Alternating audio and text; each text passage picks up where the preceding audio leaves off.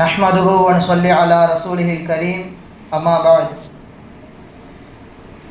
கண்ணியத்திற்கும் பெரும் மதிப்பிற்கும் உரிய அல்லாஹ்வின் நல்லடியார்களே, எல்லாம் வல்ல அல்லாஹ் சுப்ஹானஹு வ தஆலா இன்றைய நாளிலே நம்மை ஒன்று சேர்த்ததை போன்று நாளை மறுமை நாளிலேயும் ஜன்னத்துல் ஃபிர்தௌஸிலே ஒன்று சேர்ப்பானாக என்கின்ற நல்ல துஆவுடன் ஆரம்பம் செய்கின்றேன். அல்லாஹ் சுப்ஹானஹு வ தஆலா அவனுக்காக வேண்டி செய்யப்படுகின்ற அமல், அவனுடைய புகழை உயர்த்துவதற்காக வேண்டி செய்யப்படுகின்ற உழைப்பு போன்றவற்றை ஒருபோது வீணாக்க மாட்டான் என்பதுதான் இந்த ஹஜ்ஜு பெருநாளில் முக்கியமான நாம் எடுத்துக்கொள்ள வேண்டிய ஒரு படிப்பினை. உலகம் முழுக்க துல்ஹஜ் பிறை 10 அன்று ஹஜ்ரத் இப்ராஹிம் அலைஹிஸ்ஸலாம் அவர்களை குறித்தும் அவர்களுடைய குடும்பங்களை குறித்தும் வருடந்தோறும் அவர்களை பற்றி நாம் பேசி வந்தாலும் அந்த குடும்பத்தின் மூலமாக, அந்த நிகழ்வின் மூலமாக நமக்கு கிடைக்கின்ற படிப்பினைகள் ஒருபோதும் மாறப்போவது கிடையாது. சில விஷயங்களை சொல்லிக்கொண்டே இருக்கின்ற பொழுது நமக்குள்ளா இருக்கின்ற அந்த ஈமான் என்பது மேலும் மேலும் வலுப்பெற்று கொண்டே செல்லும். எனவே தான் வருடந்தோறும் துல்ஹஜ் பிறை 10 அன்று ஹஜ்ரத் இப்ராஹிம் அலைஹிஸ்ஸலாம் அவர்களையும் அவர்களது குடும்பத்தை பற்றியும் நாம் பேசுவதற்கு தவறுவது கிடையாது. பல ஆயிரம் வருடங்களை கடந்தாலும் ஹஜ்ரத் இப்ராஹிம் அலைஹிஸ்ஸலாம் அவர்களை பற்றிய புகழ் மாலை ஒருபோதும் ஓய்வதில்லை. சொல்லப்போனால் தினந்தோறும் தொழுகையிலே பெருமானார் ஸல்லல்லாஹு அலைஹி வஸல்லம் அவர்களுக்கு நீ அருள் புரிவாயாக, அவர்களுக்கு பரக்கத் செய்வாயாக என்று நாம் சொல்லும் பொழுதெல்லாம் யாரை போன்று நீ பரக்கத்து வழங்க வேண்டும், யாரை போன்று நீ ஸலவாத்து கூற வேண்டும் என்று நாம் பார்க்கின்ற பொழுது இப்ராஹிம் அலைஹிஸ்ஸலாம் அவர்கள், அவர்களுடைய குடும்பத்தார்கள், அவர்கள் மீது எப்படி பரக்கத் செய்தாயோ, ஸலவாத்து சொன்னாயோ, அதே போன்று பெருமானார் ஸல்லல்லாஹு அலைஹி வஸல்லம் அவர்களுக்கு நீ பரக்கத் செய்வாயாக, ஸலவாத் சொல்வாயாக என்பதாக இப்ராஹிம் அலைஹிஸ்ஸலாம் அவர்களை முன்னிறுத்தி நாம் தொழுகையிலே ஓதுவோம். அதனால்தான் ஸல்லல்லாஹு அலைஹி வஸல்லம் அவர்கள் வாய்ப்பு கிடைக்கும் பொழுதெல்லாம் அபி இப்ராஹிம், என்னுடைய தந்தை இப்ராஹிம் என்பதாக பல இடங்களில் சொல்லியிருக்கின்றார்கள். இன்னும் சில இடங்களிலே ஷைഖ் இப்ராஹிம், என்னுடைய வழிகாட்டியே ஹஜ்ரத் இப்ராஹிம் அலைஹிஸ்ஸலாம் அவர்கள்தான் என்று பல இடங்களிலே ஹஜ்ரத் இப்ராஹிம் அலைஹிஸ்ஸலாம் அவர்களை குறித்து ஸல்லல்லாஹு அலைஹி வஸல்லம் அவர்கள் சொன்ன செய்தியை நாம் பார்க்கின்றோம்.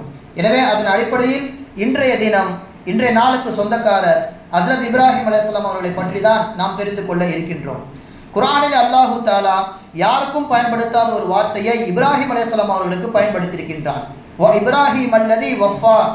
இப்ராஹிம் அலைஹிஸ்ஸலாம் அவர்கள் எப்படிப்பட்டவர்? சொன்னதையெல்லாம் செய்பவர். அத்தம்மமா உமிர லஹு, அவருக்கு என்னவெல்லாம் சொல்லப்படுகின்றதோ எல்லாவற்றையும் அப்படியே கலக்கச்சிதமாக செய்வார் என்பதாக அல்லாஹு தஆலா சொல்லி காண்பிக்கின்றான். இந்த வசனத்திற்கு விரிவுரை எழுதுகின்ற ஹஜ்ரத் இப்னு அப்பாஸ் ரலியல்லாஹு தஆலா அன்ஹு அவர்கள் சொல்லி காண்பிக்கிறார்கள். ஹாக்கிமில் பதிவு செய்யப்பட்டுள்ளது, ஒருவன் முஸ்லீமாக இருக்கின்றான் என்றால் அவனிடத்திலே 30 குணங்கள் இருக்க வேண்டும். சிஹாமுல் இஸ்லாமி ஸலாஸூன ஸஹ்மன், இஸ்லாம் 30 நற்குணங்களை கொண்டது, 30 நோக்கங்களை கொண்டதுதான் இஸ்லாம். லம் யுத்தம்மிம்ஹா அஹதுன் கப்ல இப்ராஹிம் அலைஹிஸ்ஸலாத்து வஸ்ஸலாம். அந்த 30 குணங்களையும் இப்ராஹிம் அலைஹிஸ்ஸலாம் அவர்களுக்கு முன்பாக ஒருவரும் இந்த உலகத்தில் செய்ததே கிடையாது. அந்த 30ஐ முதலாக செய்தது இப்ராஹிம் அலைஹிஸ்ஸலாம் அவர்கள்தான்.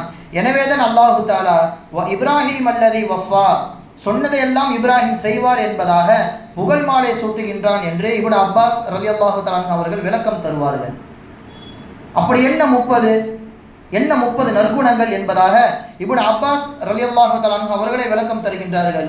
சூரத்து தௌபாவிலே 112வது ஆயத்து முதல் 112வது ஆயத்து வரை அல்லாஹு தஆலா 10 குணங்களை சொல்லி காண்பிக்கின்றான்.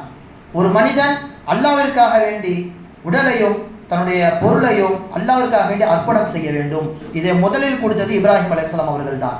ஒரு மனிதனிடத்திலே பாவ மன்னிப்பு கேட்க வேண்டும் என்கின்ற குணம் இருக்க வேண்டும்.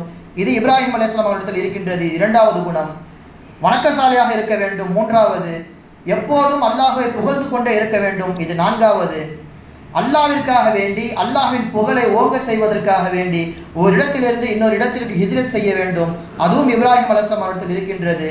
ருக்கு செய்வது, சஜ்தா செய்வது, நல்லதை ஏவுவது, தீயதை தடுப்பது மட்டுமல்லாமல் அல்லாஹ்வின் எல்லா சட்ட திட்டங்களையும் அடிப்பிரலாமல் அப்படியே செய்வது என்கின்ற முதல் 10 குணங்களை அல்லாஹு தஆலா இப்ராஹிம் அலைஹிஸ்ஸலாம் அவர்களுக்கு வழங்கியிருக்கின்றான் என்று சூரத்து தௌபாவின் வசனத்தை மேற்கோள் காட்டுகின்றார்கள் ஹஜ்ரத் இப்னு அப்பாஸ் ரலியல்லாஹு தஆலா அன்ஹு அவர்கள். அடுத்ததாக உள்ள 10 குணம் சூரத்துல் அஹ்ஸாபிலே 35வது வசனத்தில் அல்லாஹ் தஆலா சொல்லி காண்பிக்கின்றான். ஒரு மனிதன் வெளிப்புறத்தில் முஸ்லிமாகவும் உட்புறத்திலே முஃமினாகவும் இருக்க வேண்டும். அவன் அல்லாஹ்விற்கு கட்டுப்பட்டு நடக்க வேண்டும். இது 3வது. 4வதாக உண்மையாளராக இருக்க வேண்டும். 5வது எவ்வளவு சோதனைகள் வந்தாலும் பொறுமையை மட்டும் அவன் விட்டுவிடவே கூடாது. இது 5வது குணம். 6வது அல்லாஹ்விற்காக வேண்டி எப்போதும் அஞ்சி நடக்க வேண்டும். 7வதாக முத்தசத்திகீன், அல்லாஹ்விற்காக வேண்டி இருப்பதை சதக்கா செய்ய வேண்டும். 8வதாக சாயிமீன், நோன்பாளிகளாக இருக்க வேண்டும். 9வதாக ஹாஃபிதீன ஃபுரூஜஹும், தங்களுடைய மானத்தை சரியான முறையில் பேணி பாதுகாக்க வேண்டும். 10வதாக அஸ்ஸாகிரின் அல்லாஹ கஸீரா, எப்போதும் அல்லாஹு தாலாவை திக்ர் செய்து கொண்டே இருக்க வேண்டும் என்கின்ற அடுத்த 10 குணம் அடிப்பிரலாமல் இப்ராஹிம் அலைஹிஸ்ஸலாம் அவர்கள் வாழ்விலே பயன்படுத்தினார்கள். மொத்தம் 20 ஆகிவிட்டது. சூரத்துல் முஃமினில் அல்லாஹு தாலா 2 முதல் 9வது ஆயத்து வரைக்கும் ஒரு 6 விஷயங்களை சொல்கின்றான். அடுத்து சூரத்துல் மெஹராஜிலே 26வது வசனத்தின் முதல் 34 வசனம் வரை 4 விஷயத்தை சொல்கின்றான். மொத்தம் 30 விஷயங்களை உலகத்தில் இப்ராஹிம் அலைஹிஸ்ஸலாம் அவர்களுக்கு முன்னால் ஒருவரும் செய்தது கிடையாது. இதன் முதலில் தொட்டு வைத்தவர் இப்ராஹிம் அலைஹிஸ்ஸலாம் அவர்கள் தான். எனவே இப்ராஹிம் அல்லதி வஃபா, இப்ராஹிம் எதை சொன்னாலும் உடனே செய்பவர் என்பதாக இப்னு அப்பாஸ் ரலியல்லாஹு தஆலா அன்ஹு அவர்கள் இந்த வசனத்தை எல்லாம் மேற்கோள் காண்பிக்கிறார்கள். அத்துர்ருல் மன்சூரிலே பதிவு செய்யப்பட்டிருக்கிறது. கண்ணியத்திற்குரியவர்களே, எப்படி அல்லாஹு தாலா அவர்களை புகழ்கின்றானோ, மறுபக்கத்தில் இப்ராஹிம் அலைஹிஸ்ஸலாம் அவர்களை குறித்து ஸல்லல்லாஹு அலைஹி வஸல்லம் அவர்கள் என்ன சொல்கின்றார்கள்? ஒரு நாள் ஒரு மனிதர் வந்து, யா ரசூலல்லாஹ், யா கைரல் பரியா, படைப்பினத்திலே மிகவும் சிறந்தவரே என்பதாக பெருமானாரை நோக்கி அந்த சஹாபி சொல்ல, அப்படி சொல்லாதீர்கள், ஸாக்க அபி இப்ராஹிம், அது படைப்பில் சிறந்தவர் என்று என்னுடைய தந்தை இப்ராஹிம் அவர்கள் தான் இருக்கிறார்கள் என்று பணிவின் வெளிப்பாடாக ஸல்லல்லாஹு அலைஹி வஸல்லம் அவர்களின் இடத்திலே மேற்கோள் காட்டுவார்கள். உண்மையிலே ஸல்லல்லாஹு அலைஹி வஸல்லம் அவர்களும் சிறந்தவர்கள், இப்ராஹிம் அலைஹிஸ்ஸலாம் அவர்களும் சிறந்தவர்கள். எந்தெந்த விஷயத்தில் எல்லாம் சிறந்தவர்கள்? அவர்கள் சொல்லின் மூலமாக, அவர்கள் செயலின் மூலமாக, இன்னும் சில இடங்களில் அல்லாஹு தாலா அவர்களை புகழ்ந்தே பல வசனங்களிலே சொல்லி காண்பிக்கின்றான். ஒரு வசனத்திலே பாருங்கள், ஹஸ்ரத் இப்ராஹிம் அலைஹிஸ்ஸலாம் அவர்கள் கொள்கை விஷயத்திலே சமரசமே இல்லாமல் தன் தந்தையாக இருந்தாலும் சரி, ஊர் மக்களாக இருந்தாலும் சரி, தனி நபராக இருந்து அல்லாஹுவை பற்றி எடுத்துரைப்பதில் ஒருபோதும் அவர்கள் தயங்குவதே கிடையாது. என்ன சொன்னார்கள்? இன்னி அராக்க வ கௌமக ஃபீ ضلال முபீன், தந்தையே உங்களையும் உங்கள் கூட்டத்தாரையும் தெளிவான வழிகேட்டிலே நான் பார்க்கின்றேன், விட்டுவிடுங்கள், அல்லாஹ்வை தான் வணங்க வேண்டும், சிலைகளை வணங்காதீர்கள் என்று தனி ஒரு நபராக ஏகத்துவ கொள்கையை அந்த ஊரிலே எடுத்துரைத்தது ஹஸ்ரத் இப்ராஹிம் அலைஹிஸ்ஸலாம் அவர்கள் மட்டும்தான். 2வது விஷயத்தை பாருங்கள், நாம் பெரியவர்களுக்கு மரியாதை கொடுத்தால் நமக்கு மரியாதை செலுத்துவதற்கு ஒரு மனிதர் அல்லாஹ் தஆலா உலகத்தில் ஏற்படுத்துவான் என்பது நபிமொழி. அந்த நபிமொழிக்கு ஏற்றவாறே இப்ராஹிம் அலைஹிஸ்ஸலாம் அவர்கள் தன்னுடைய தந்தை காஃபிராகவே இருந்தாலும் சொல்லுகின்ற அந்த அணுகுமுறையை பாருங்கள்.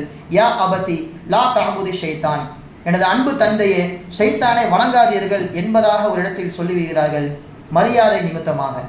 இதே போன்று இப்ராஹிம் அலைஹிஸ்ஸலாம் அவர்களுக்கு மரியாதை கொடுக்க வேண்டும் என்கின்ற நோக்கத்திலே அவர்கள் மகன் இஸ்மாயில் அலைஹிஸ்ஸலாம் அவர்கள் அல்லாஹ் தஆலா எப்படி பேச வைத்தான்?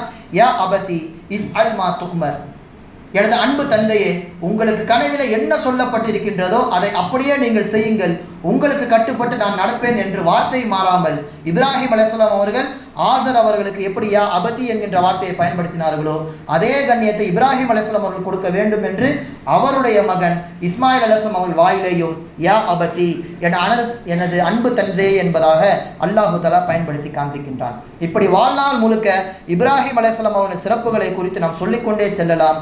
இன்றைய தினம் இப்ராஹிம் அலைஹிஸ்ஸலாம் அவர்களை குறித்தும் அவர்கள் குடும்பத்தை தியாகத்தை குறித்தும் எந்த அளவிற்கு நாம் நினைவு கூறுகின்றோமோ அதை வாழ்நாள் முழுக்க எடுத்து நடப்பதற்கு எல்லாம் அல்லாஹ் சுப்ஹானஹு வ தஆலா அருள் புரிவானாக. வ ஆகிரு தஅவானா அல்ஹம்துலில்லாஹி ரப்பில் ஆலமீன். அஸ்ஸலாமு அலைக்கும் வரஹ்மத்துல்லாஹி வபரகாத்துஹு.